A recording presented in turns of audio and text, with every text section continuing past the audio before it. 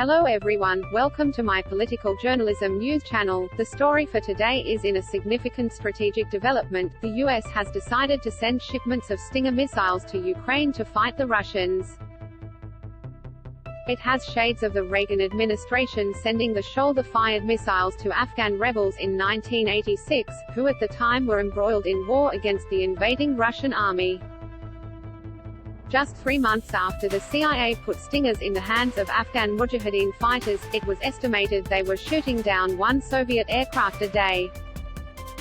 Some analysts even gave the Stingers credit for turning the tide of the war against the Soviets, who eventually retreated in 1989, defeated after they got bogged down in a 10-year quagmire which left 15,000 Russian soldiers dead and many more injured.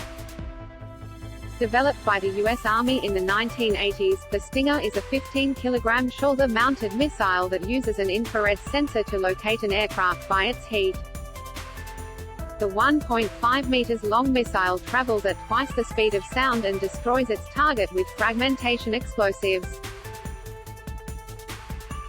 So what impact could it have in Ukraine, whose army has been pleading with the West to send advanced and powerful weaponry to take on the Russians?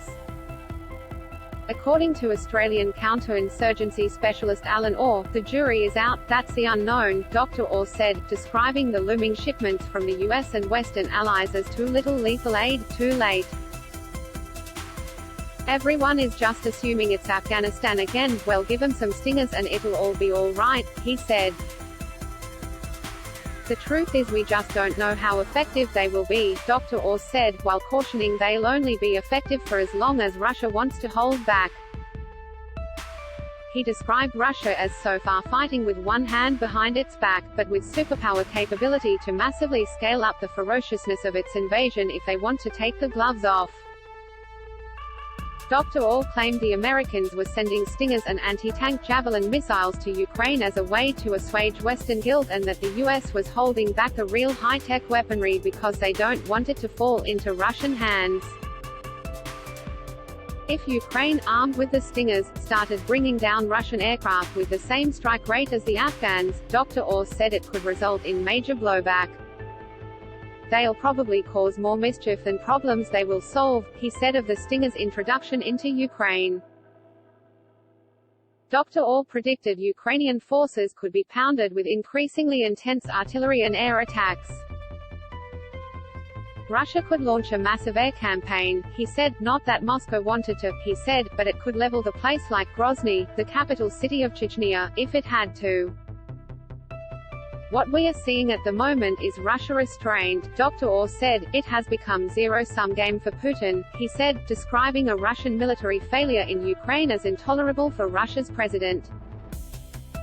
H has kind of put himself in a box. What to know about Stingers? High-speed Stingers are highly accurate and can shoot down helicopters and other aircraft. The Stinger functions at low altitudes, under about 1,400 meters, and its effective range is about 5 kilometers. However, Stingers are not effective against aircraft flying at low altitudes and high speeds.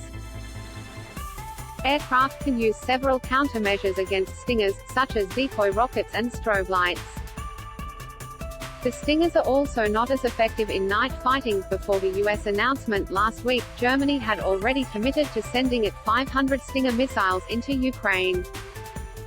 The Baltic states have been providing Ukraine with Stingers since January. That is all for today news. Thank you for watching to my channel. Please be sure to leave your comment and subscribe below for more news update.